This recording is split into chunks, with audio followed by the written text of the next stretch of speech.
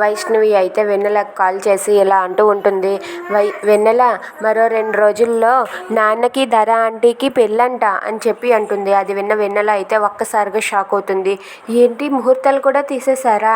మనం ఎలాగైనా సరే ఈ పెళ్ళి జరగకుండా ఆపాలి, అమ్మ నాన్నల్ని మనిద్దరం కలపాలని చెప్పి వెన్నెల అంటుంది. దానికి వైష్ణవి కూడా సరే, మనిద్దరం ఎలాగైనా సరే అమ్మ నాన్నల్ని కలుపుదామని చెప్పి వాళ్ళిద్దరూ మాట్లాడుకుంటారు. ఇంతలో విష్ణు అయితే పెళ్ళికొడుకు డ్రెస్లో వచ్చి అలా వరలక్ష్మి వాళ్ళ ఇంట్లో వాళ్ళ ముందు నిలబడతాడు.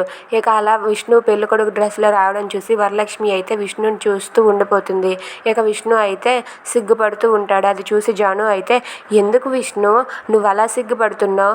నువ్వు ఇప్పుడు శోభనం పెళ్ళికొడుకులా ఉన్నావు అని చెప్పి జాను అంటూ ఉంటుంది. అది విన్న విష్ణు వరలక్ష్మి అయితే అలా వాళ్ళ శోభనం రోజుని గుర్తు తెచ్చుకుంటూ ఉంటారు. ఇక వాళ్ళిద్దరూ అయితే ఒకరి కళ్ళల్లో ఒకరు కళ్ళు పెట్టుకొని అలా చూసుకుంటూ వాళ్ళ శోభనం రోజుని గుర్తు తెచ్చుకుంటూ అలా ఉండిపోతారు. అది చూసి జాను అయితే, ఏంటి మీరిద్దరూ అప్పుడే డ్రీమ్స్లోనికి వెళ్ళిపోయారా అని చెప్పి అంటుంది.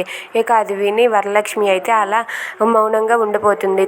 If you like this video, please subscribe.